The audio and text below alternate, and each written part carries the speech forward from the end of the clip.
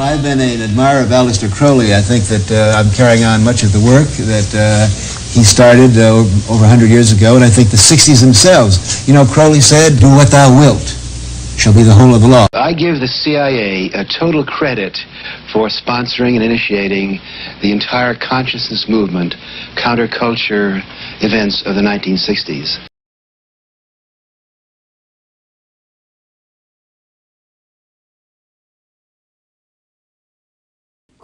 What insights can you share with us about your performance at the Bohemian Grove? Well, I'll tell you what. I don't talk much about the Bohemian Grove because, you know, it's a place that people go to get away from the spotlight. You know, a lot of relatively well-known guys are members of that club.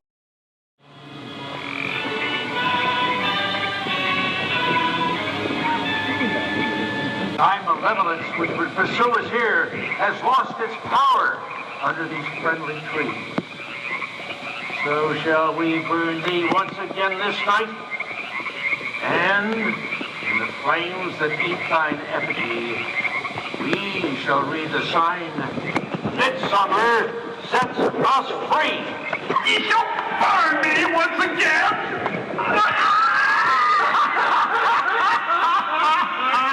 Now but these flames, which hither ye have brought from regions where I reign, ye fools and priests, I spit upon your fire. Wow.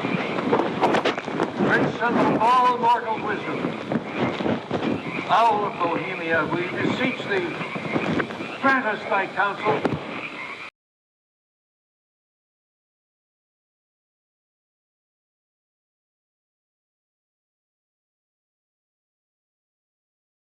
What is he saying?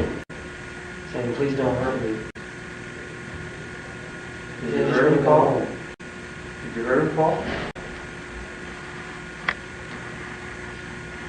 What'd you do to him, Paul? They told me to do to him. Huh? I did what they told me to do to him. What did they say to do to him, Paul? Have sex with him? Okay. Now, you were used to having sex with people, right? Something else must have happened then when you fall. He was crying and I was telling him.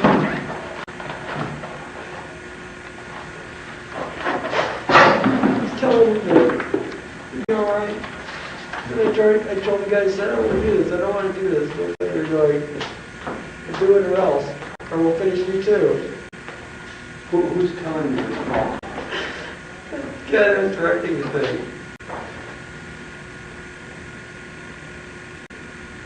Says you either do this or we're going to kill you too. Do what, Paul? Do what? Screw the kid. Okay, so you screwed the kid, then what happened? Did Nicholas screw the kid too? Yeah. Something you're not telling me, Paul. Yeah, had some other guy came in and we didn't even know about it. And Nicholas didn't know what was going to go on next. This guy came in and he started kicking the shit out of Nicholas and he started trying to kick the shit out of me.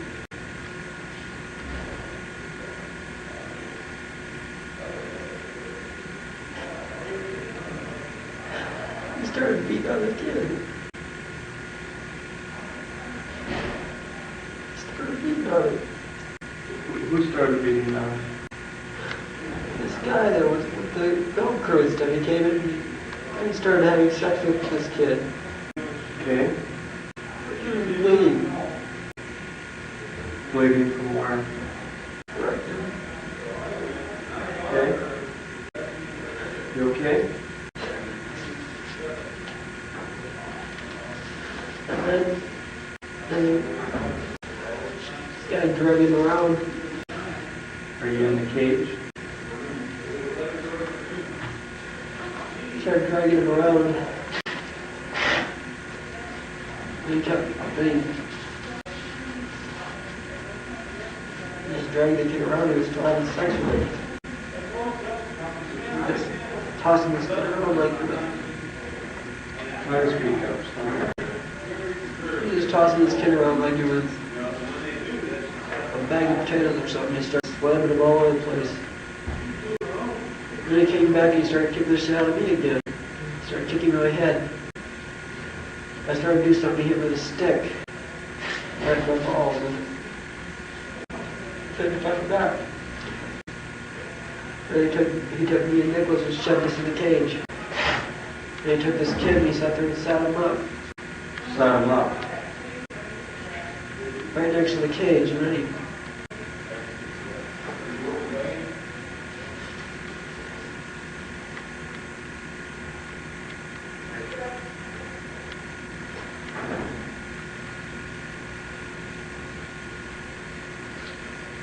started kicking the kid in his face. The kid was just crying.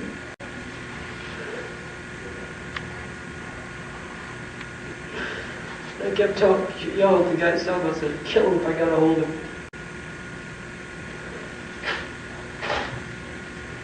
I said, no, they shot him. You what? Shot him. Shot him in his head.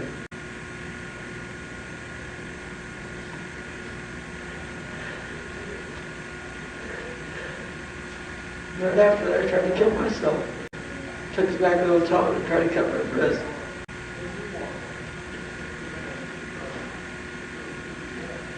Who shot him? Paul? Did you shoot him with a pistol or a rifle?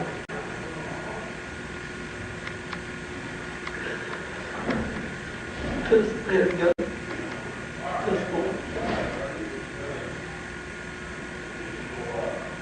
Where exactly did they shoot him on his body? Shot him in his head. Front and behind? In the front.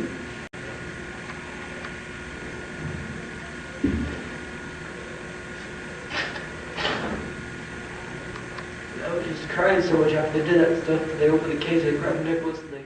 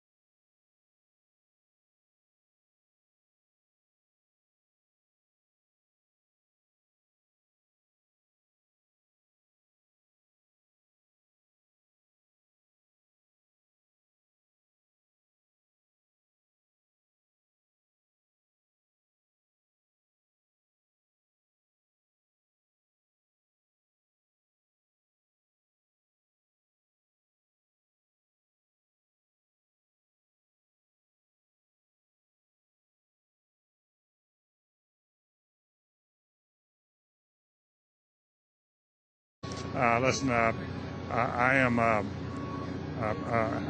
happy member of the Bohemian Grove. I like the folks who come there, and it's really inappropriate for me to talk about the group beyond that. Thank you. Have you been there for the ceremony with the cremation of care? Frankly, I don't think that's something I need to talk to you about. This is what's called ambush journalism, and I disrespect you for that as well. So thank you and goodbye. Been in the ritual? It's none of your damn business. If Berkowitz was indeed a member of some satanic cult, who were they? And what were they trying to achieve? When Investigative Reports returns here on A&E, the Son of Sam talks about a group bent on total social chaos. Satan isn't killed, but Jesus Christ, he gives life. He is now a servant of God, born again behind bars. But 20 years ago, David Berkowitz was a soldier of Satan, recruited, he says, to spread evil. In the darkest part of my life, when I was no longer in my right mind when I was ugly and vicious and wicked. In all that darkness, all that confusion and all that chaos, God's hands of love reached out to me and picked me up out of that mess. That mess, says Berkowitz, was the world of the occult. It was a fascination that began innocently enough, a troubled teen looking to fill a void. His childhood, while not perfect, gave few hints of an impending internal storm. He was born out of wedlock and adopted by a Jewish couple in the Bronx.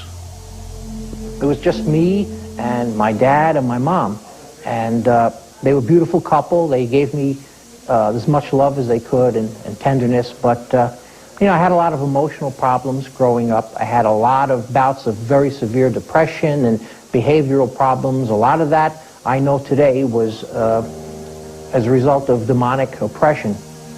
He sought escape by joining the army, but would return to the Bronx 3 years later, still a lost soul. I didn't have any real friends. I didn't have any real hope or future or goals in mind at the time, just going from day to day, and I felt alienated. He would then meet a friend who would change his life, Michael Carr, who had a brother named John and a father named Sam, and all would prove to be integral to the saga of Son of Sam. I met him and at that party, and we just kind of got acquainted. He was basically an outgoing guy with a lot of zip, you know, a lot of wild, crazy ideas. We began to talk about the occult. It just came up. I was kind of like a misfit at the party. I didn't know anybody, so I was just hanging out over there. And he, you know, we started to rap, and one thing led to another. He wanted to take me to this park, you know, and meet some people. Those meetings took place at Untermeyer Park, amid the ruins of what had once been a private estate.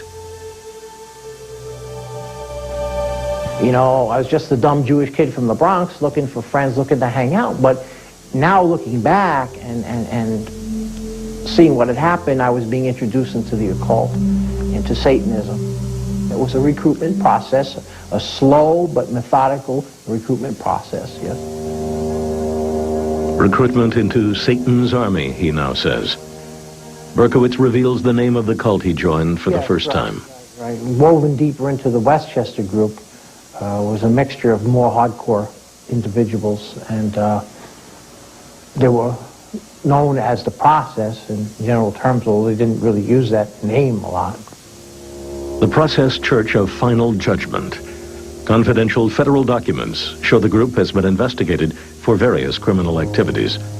The Process first registered as a non-profit religious institution in Louisiana in the 1960s and spread to other states, often changing names.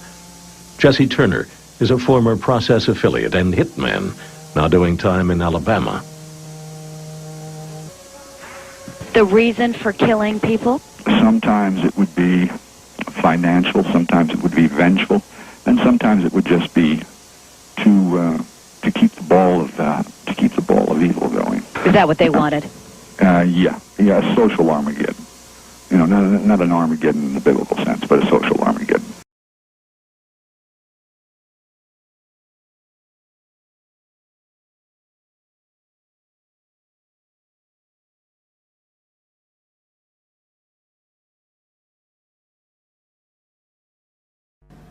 Friends of family and strangers and my family used to rape me, make me abort the babies I had. It would be hard to imagine more misery and suffering than what Teresa says she's had to endure. And us kids would be made to do things with the adults and the animals, and then a sacrifice would happen. The sacrifice, were these animal sacrifices? Animals and people.